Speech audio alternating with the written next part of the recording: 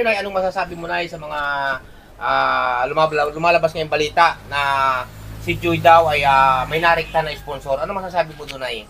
Ay, wala, Kuya Andy, simula na po hindi kami nakikipag sa sponsor. Yung sasabing Kuya Andy, madirekta kami.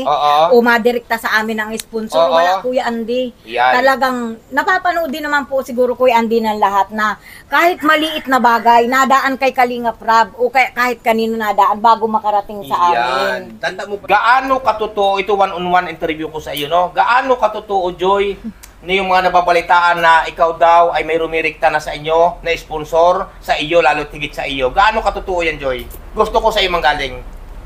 Siyempre, hindi po totoo yun, lalo na po nung nagpa-feeding po baga. Hindi ko naman din po yun, alam na. Hindi naman po yun sa akin nagdirekta. Siyempre po, sinabi lang din po yun sa akin ni Kalingap Dan na ayun po, may pa-feeding. Tapos sila naman po ang nag-asikaso nun. Tsaka hindi po sa akin galing yung yung budget? Opo. Hindi ka nakatanggap? Hindi po.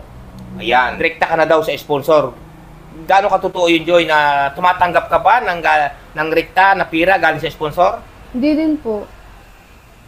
Walang katotohanan? Wala pong katotohanan. Fix man, kasalanan mo sa ating Panginoon Diyos, kay Ama kay Allah? Textman. Yan, mga kalingap. No po, kaya doon po sa mga baser, no, at doon po sa mga naghahaka-haka, natutuo ba kaya na si Joy ay nagpapawakwak o kaya ay nagre-rekta sa sponsor? Mga kababayan, sa kanya po, ngayon ano masasabi mo ngayon, Joy? At sinabi mo, sa iyo nang galing ang katotohanan na hindi narekta sa iyo mga sponsor. Ano ngayon ang masasabi mo sa kanila lahat? Yun po, hindi ko po alam kung saan galing po yung balita po yun, nagda-direct po ako sa mga sponsor. Wala rin po akong contact na sponsor na nagpapadala po sa akin. Yun po. Siguro po wag na lang din po tayong maniwala sa mga issue. Tsaka hayaan na lang din po natin. Patuloy lang po tayo sa mga danger po sa mga supporters. Ayun po. Yan. Oh, Kuya Bobby, hindi naman pala totoo na may direktang nakakausap itong si Joy Diwata, ang kanyang nanay, pagdating sa mga sponsor. Wala naman pala. Pero bakit mo nasabi yun? Pero nagpaliwanag ka naman kahapon, di ba? Ang sabi mo nga, hindi naman ibig sabihin na sinabi mong may direktang nakakausap sila, Joy, ay ito ay sa usapin ng pera. Pero sa tingin ko rito, meron ka ring pagkukulang. Okay lang yan, Kuya Bobby. Nobody is perfect. Hindi ko alam kung sinadya mo ba ito o hindi mo sinasadya. Pero sadya talagang ganyan ang mangyayari. Mababash ka sapagkat ito ay hindi mo nilinaw. Di sana nung sinabi mo na may nakakausap na direktang sponsor, itong sila Joy, ang kanyang nanay, ang kanyang pamilya, di sana sinabi mo, nakakausap lang na direkta. Usap, no?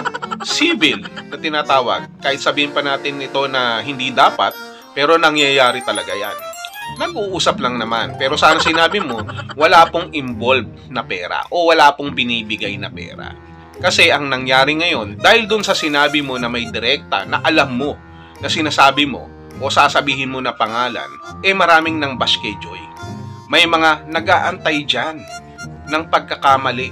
At yun ang ginamit nilang pagkakataon, yung sinabi mo na nakakausap siya ng mga sponsor ng direkta. At anong iisipin ng iba, ng karamihan, ng majority? Pag sinabing sponsor, no? Pag sinabing sponsor, alam na natin kung anong ibig sabihin yan. Ibig sabihin, it would involve monetary, it would involve other things na ibinibigay sa isang beneficiary. Yun ang pinaka main concept niyan. Kahit hindi naman ganun lagi ang sitwasyon. Nagkataon lang na siguro hindi mo napag-ingatan yung iyong sinasabi, kaya ito ang nangyari.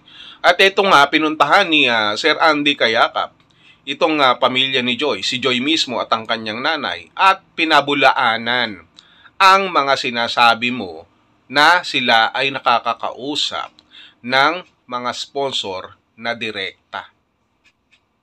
Wala raw silang nakakausap at hindi sila tumatanggap ng pera doon man sa feeding at sa iba pa nilang mga transaksyon. Walang nangyayari sapagkat ito daw ay dumadaan lahat kay Kalingap Rab. Ibig sabihin, iginagalang nila Joy yung usapan, yung rules sa Kalingap. Iginagalang nila si Kalingap Rab, si Kuya Bal, ang buong Kalingap pagdating sa usapin ng pagiging beneficiary nila. Eh ngayon, founder ka pa naman, di ba?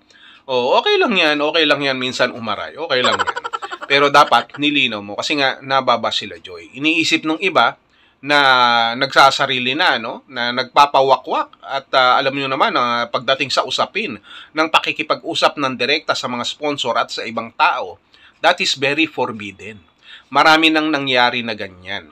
Kita nyo nga, yung pinag-uusapan na lang natin dito sa ating pong kapatid na community ng Tekram, nangyari din sa kanila yan. At ayaw natin na mauulit at mauulit yan na ang isang beneficiary sa direktang pakikipag-usap sa mga sponsor ay mawawakwak na lamang, ng ganun-ganun na lamang. So, malinaw sa lahat, sa kasagutan ni Joy Diwata at ng kanyang nanay, na wala po silang kinakausap na sponsor. Kaya, yung mga basher dyan, uwi na kayo. Uwi na. Wala kayong magagawa. Sapagkat nilinaw na yan. Sumagot na si Joy Diwata at ang kanyang nanay. At kay Kuya Bobby naman, bahala ka dyan. Mukhang nanganganib na ang iyong posisyon. Okay lang yan. Total, wala ka namang yatang kasama na sa GC. Nagtalunan na. So, okay na yan. So, malinaw na yan, ha. Walang kasalanan sila Joy at ang kanyang pamilya. Okay? Hindi ko po alam kung saan galing po yung balita po yung nagda-direct po ako sa mga sponsor. Wala rin po akong contact na sponsor na nagpapadala po sa akin. Yun po. Siguro po wag na lang din po tayong maniwala sa mga issue. Tsaka hayaan na lang din po natin. Patuloy lang po tayo sa mga danjoy po sa mga supporters. Ayun po.